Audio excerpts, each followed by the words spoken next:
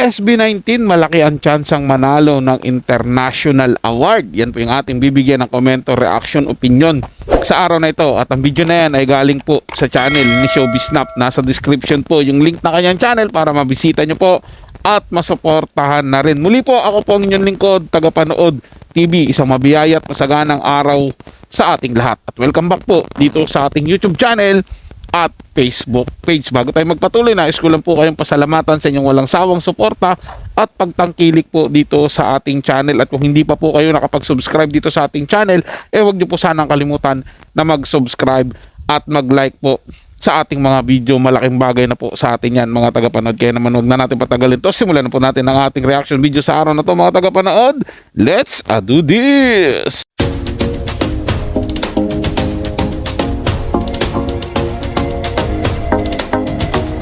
Nanawagan nga ang mga fans, especially ang Facebook page ng isang Lori Valenciano. At dito ibinahagi niya ang nasabi nga pong voting ng SEC Award votings ends on July 2025. Let's rally behind SB19 and secure this international recognition for them. So ibinahagi niya kung paano mag-vote. May pupuntahan po kayong link, nakalagay po dyan. At bakit nyo sila iboboto o why you vote matters. And winning international awards like this expands SB19's reach and opens doors for more concerts, brand deals, and media coverage. It strengthens the PH music scene and proves that Filipino talent is world-class.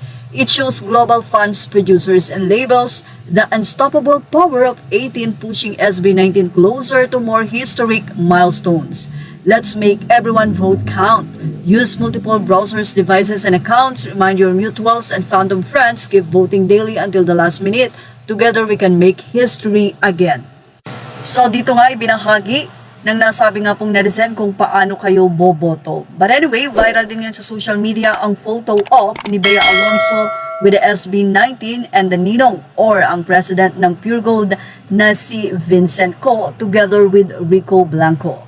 Say ng mga netizen, kaya pala may pa-luggage si Bea. Confirm na nga na si Bea na daw ang ninang ng SB19 at ang First Lady ng Pure Gold. Ang SB19 po ay endorser ng Pure Gold at nagkaroon nga ng Pure Gold OPM concert at leading nga po ang boy band or P-pop na SB19 sa nasabi nga pong concert na iyon. At hindi lang yan, syempre hindi po pwedeng walang photo op with the President and the First Lady.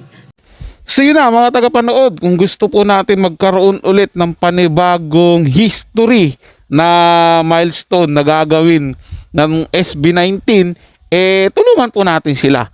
Iboto po natin yung SB19 para makasungkit po nila yung international award na yan. Parang yan po yata yung first time na makukuha ng Pilipinas. Di po ako sure, mga tagapanood, pero wala pa naman po akong naririnig na nakakuha ng ganyang award dito sa Pilipinas. Kaya ina-assume ko na first time po mangyayari. Kung ano mang award na yan, sana po mapanalunan ng SB19 para naman siyempre dagdag po yan sa kanilang award. At siyempre bilang Pilipino, magiging proud po tayo sa kanila kasi panibagong Pilipino nagbigay sa atin ng karangalan dito sa ating bansang Pilipinas. Muli, maraming salamat SB19 at ituloy nyo lang yan. Sana mas marami pang award ang makuha nyo at mas lalo pa kayong sumikat. Tuloy-tuloy lang hanggat kaya pa ninyo mag-perform, kaya pa ninyo magpasaya ng mga tao. Ituloy-tuloy nyo lang po yan at tuloy-tuloy din ang aming suporta sa inyo. Saludo at maraming salamat sa inyo